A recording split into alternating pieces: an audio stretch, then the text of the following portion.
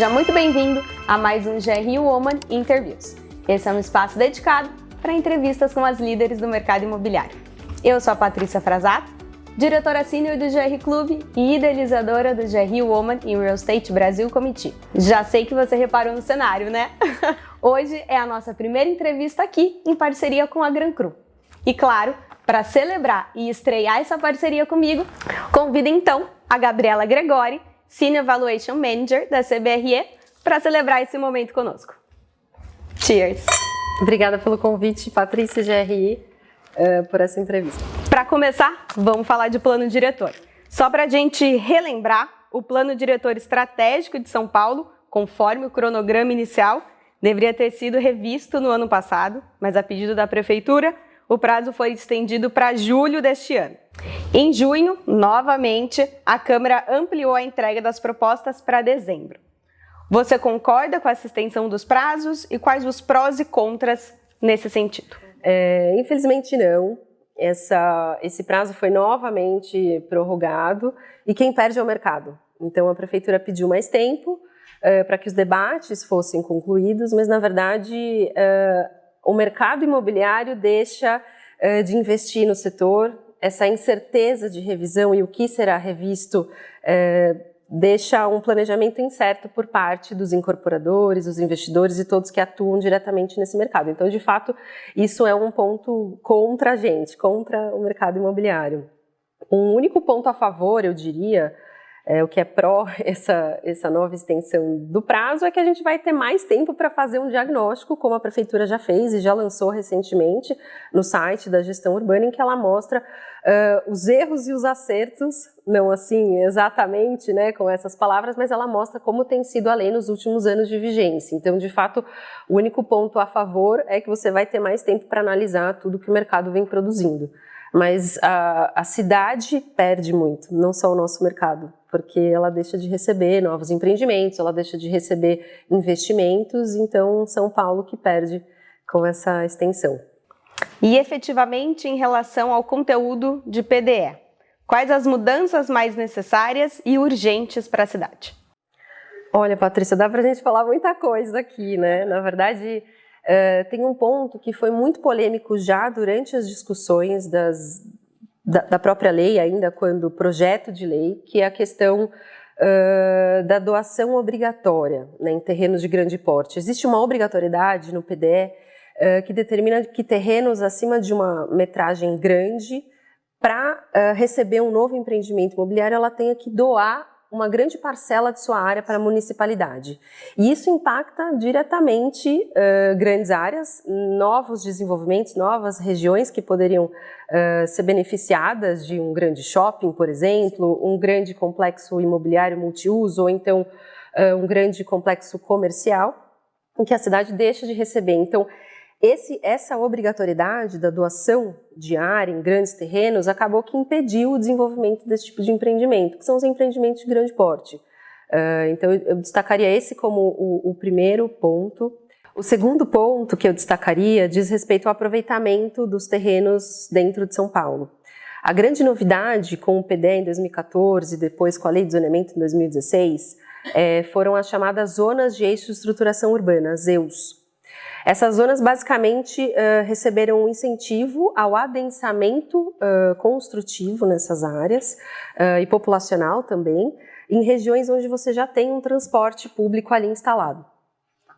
Então, ela passou a receber mais desenvolvimento, porém, o que é benéfico, o que é muito bom para a cidade, porém com alguns recursos que não foram de tanto sucesso, eu diria, do ponto de vista do mercado, porque ela trouxe alguns parâmetros urbanísticos que engessaram esses produtos. Então, a cota à parte foi um recurso criado pelo então novo PDE, que determinava uma área máxima dessas unidades residenciais. Então, hoje, o que mais se vê perto de estação de trem, de metrô, são os estúdios. Sim. E a cidade recebeu muito estúdio. Então, isso é uma coisa que seria benéfico se fosse revista, porque quem determina o que deve ser produzido numa região é o próprio mercado e não uma lei.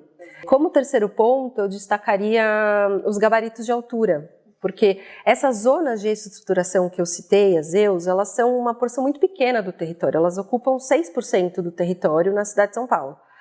Então, se eu excluir as zonas de eixo estruturação, excluir as áreas ambientais, as áreas de preservação cultural e muitos outros zoneamentos específicos, ainda assim eu tenho uma porção do território muito grande, eu tenho 30%, 40% do território que hoje está limitado a um gabarito de 28 metros, que é basicamente térreo mais 8. Isso engessou a cidade. Então, eu entendo que isso é urgente e necessário, tal como os outros aspectos, né, a doação obrigatória de terreno, essa cota à parte. Ainda assim, eu entendo que esse é um ponto que deve ser revisto em breve, assim esperamos, né, na revisão do PDE. Quais as chances dessas propostas acontecer e o que já foi discutido até agora? Tem muita coisa que está sendo discutida, o PDE é multidisciplinar, envolve inúmeras áreas. E eu entendo que existem alguns aspectos que são urgentes e extremamente necessários para a cidade continuar tendo desenvolvimento, né? Então, o gabarito de altura, como eu falei, é uma delas, é urgente que seja revisto. Eu entendo que deva passar por uma revisão, porque é uma reclamação geral por parte de quem principalmente de incorporação.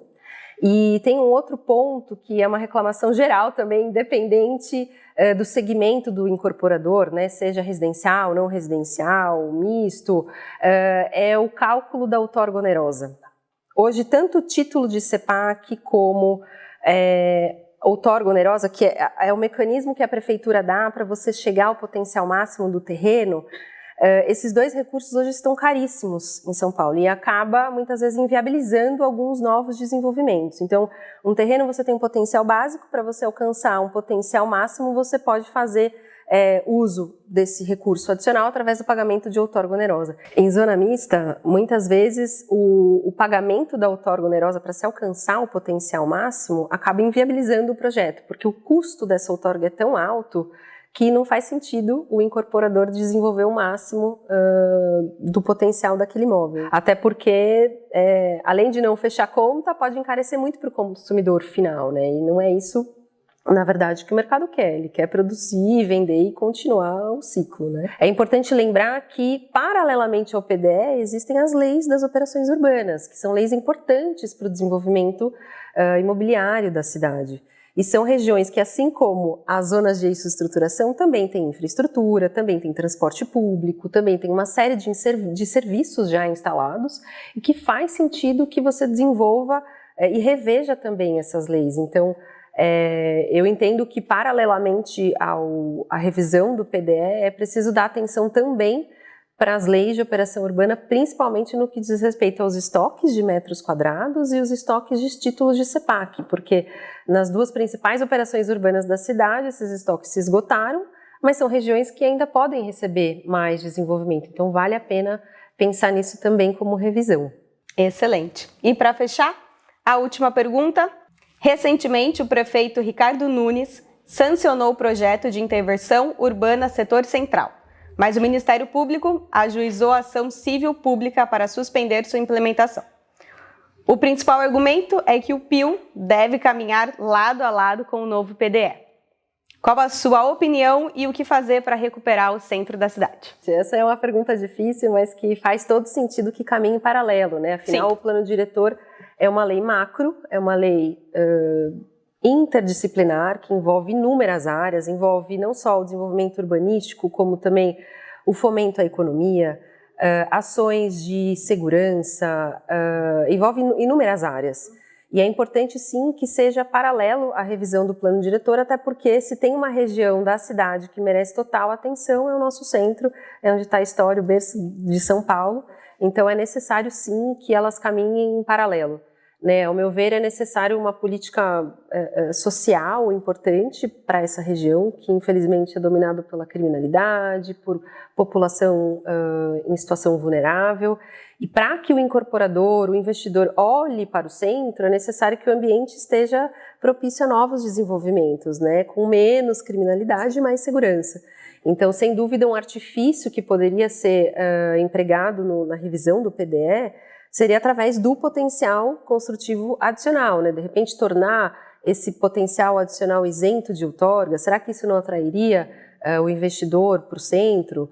Né? Então, eu acho que faria sentido se ele fosse pensado dessa forma, né? Olhando toda a complexidade que envolve as questões sociais ali existentes, mas também olhando o que pode ser atrativo do ponto de vista do investidor e do incorporador. Excelente! Foi um prazer enorme te receber aqui hoje, Gabriela, ainda mais nessa nossa nova casa, nesse nosso novo estúdio, em parceria com a Gran Cru.